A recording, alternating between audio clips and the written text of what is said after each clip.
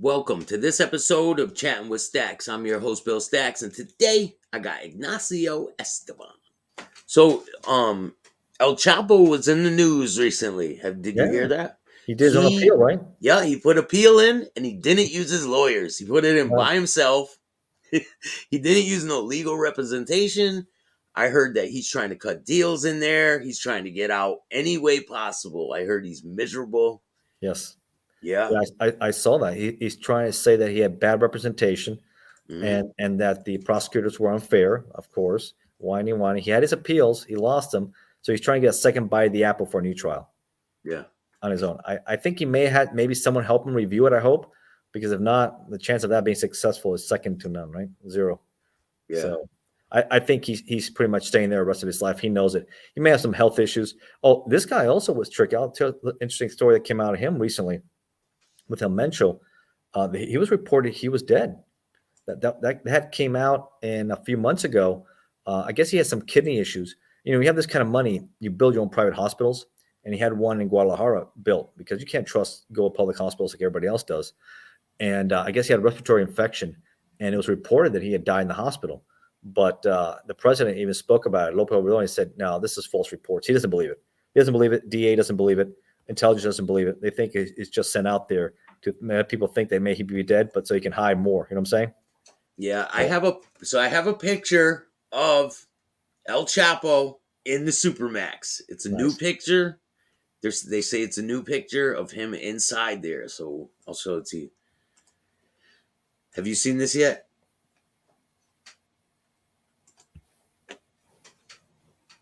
Hmm. Doesn't look too happy, does he? Mm-mm. No, he don't look too happy there. He was a king of the world, and look at him now. Mm. That's what There's we have to his. do. Unfortunately, the Mexican government couldn't handle him. To So all the kings in the world, this would be your throne if This that's this what is you want. that was my conclusion in both these books. Well, especially the one I just did now. It's going to end one of two ways for this guy El Mencho. Either he's going to end up like El Chapo, right, in the supermax, or he's going to be assassinated. One Yeah. of the two ways. I got a feeling he doesn't want to end up like him. He's going to go out, in a hail of bullets because I don't think a lot of these guys, when they live this kind of life, want to end up like this guy. And he's like, wow, Stuck in a that's little box, rotten. You're years away. No, thank you. No, thank you. Yeah, well, good. That's what he deserves. He deserves worse, but that's a good way from an end. So, but now they also have the U.S. government has a reward for his sons, little chapitos, right? That's what they call them, little chapitos, the little chapels, right? He has four sons, and allegedly they're part of they're helping run the organization now. But there was So, a firefight, and they ended up giving the sons back. So what's up with yeah, that? I mean, yeah, I saw that. That's corruption there. I but mean, so that's after all that, after the firefight, they want the sons over here and put him in the cell with next to his dad. probably not as his dad, but they'll be somewhere in isolation.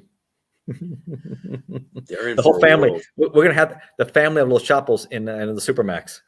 Yeah, yeah, the whole family. The The whole wife's family. in there too right now, right? She's locked up. Yes, the whole. It's a family affair. It's a family affair, man. These Wow. people don't learn. It's with the worst of the worst, right?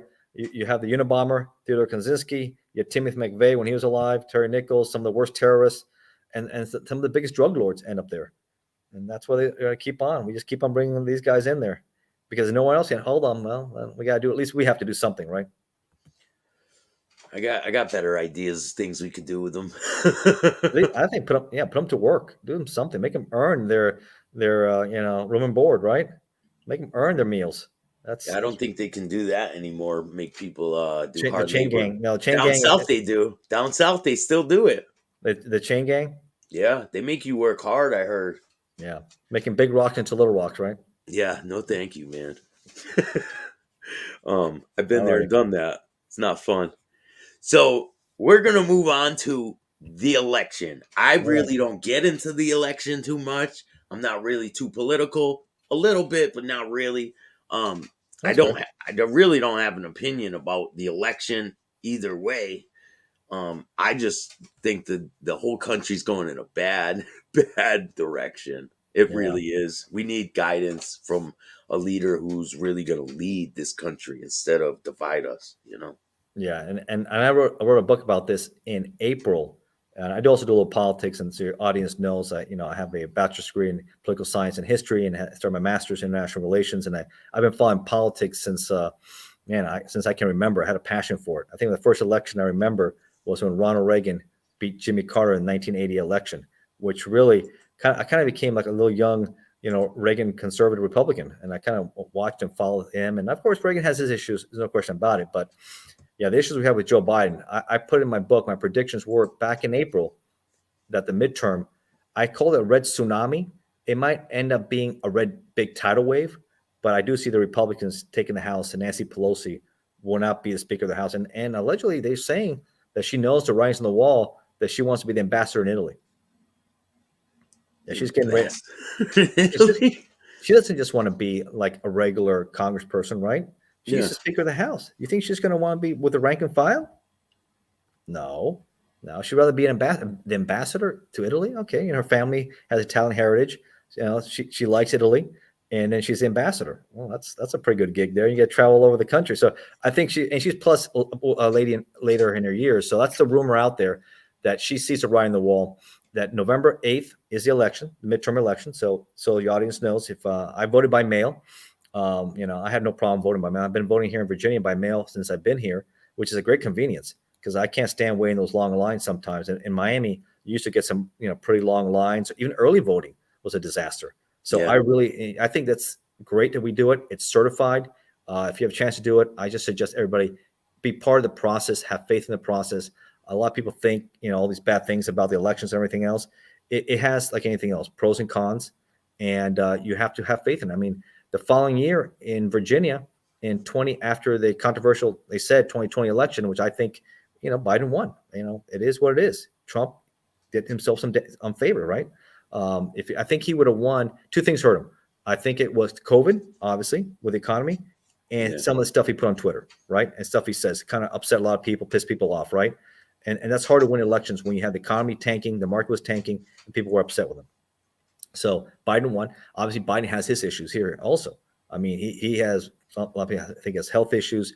A lot of people think his faculties aren't good.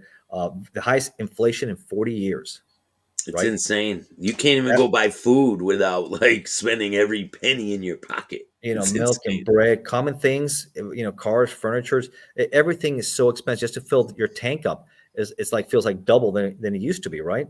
So it's hard. It all has an impact on the economy, crime, and a lot of people don't like it that he wanted to ban, assault rifles, right?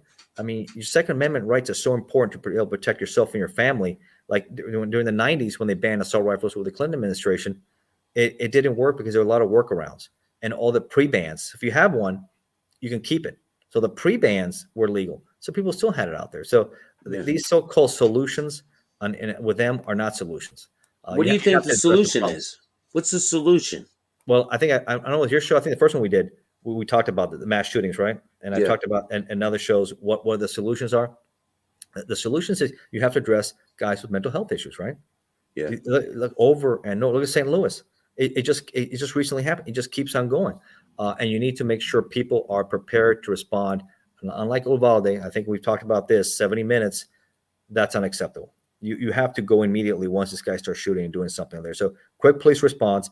If they don't respond, the teachers that want to protect their students are able to arm themselves and address a mass shooter before it gets, the point where they shoot all the kids in there. So you got to have better security at schools. You got to have, either federal police system or teachers arming themselves, or maybe even volunteers, parents who are trained for that. Anything you can to help protect the schools and stuff. And of course, good intelligence, because a lot of these kids, they put stuff on social media before it happens, right? They tell their friends, and it's out there. So if you see something, say something, right? That's the most What important What do thing. you think about, because I think the internet's getting a little out of control with the people threatening people and people Yeah. going at other people. What do you This is my observation. I think they should make a task force, like a police agency for Mhm. the internet. They really should do that. Yeah, it relies on people reporting it or something comes across. But if they get the information early enough, I mean, I know in Parkland, the FBI got sued and so the police department, and they lost millions of dollars for not reporting the information reference to Cruz. And he just got life, right? He Yeah. wasn't sentenced to death. I know the governor was upset and the families were upset that he didn't get the death penalty. So there's a lot of flaws in the system there.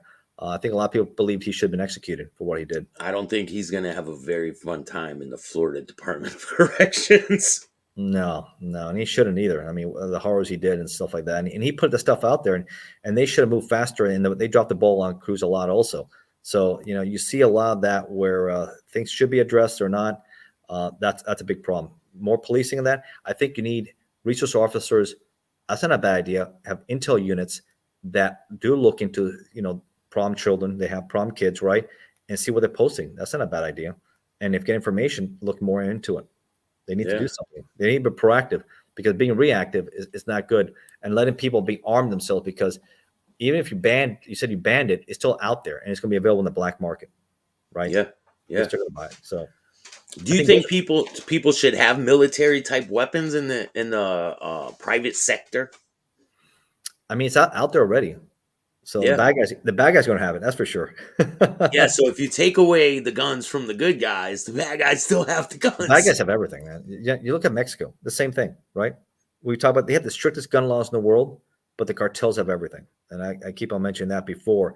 And they have RPGs, they have machine guns, they have Barrett weapons, 50 caliber weapons. I mean, they have everything, weapons of war. So the bad guys are going to have everything too, because it's very easy. I'll use Florida as an example because I worked there so long, but it's like that in Texas and a lot of the red states. You see it in some of the blue states also. That you go to the gun shows, you go to the flea markets, you go online. It's pretty much cash and carry. You go in there, you check it out, you order something, you meet people. They may look at your ID, they may not look at your ID. They don't care. Could be people who are felons going in there and buying weapons, right? A lot of times online, I've seen, and I did a lot of undercover like that, right? That's why I did ATF undercover with the book, and not just that, but I deal with international traffickers and domestic traffickers, right?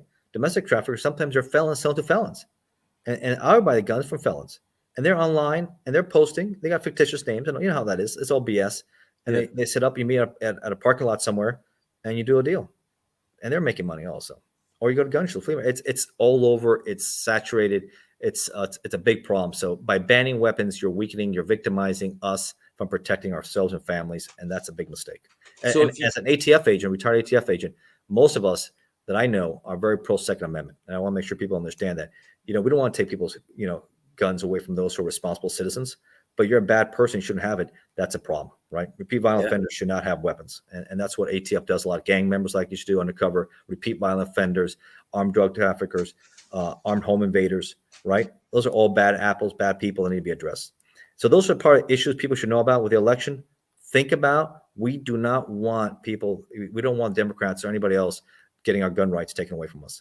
That is our constitutional right? It's a frontier nation, right? Independent people that want to protect themselves. If you wait for the police to come and save you after 15, 20 minutes with a home invader and you don't have a weapon, that's bad. And if you don't know how to use it and you have one, that's not the time to learn either.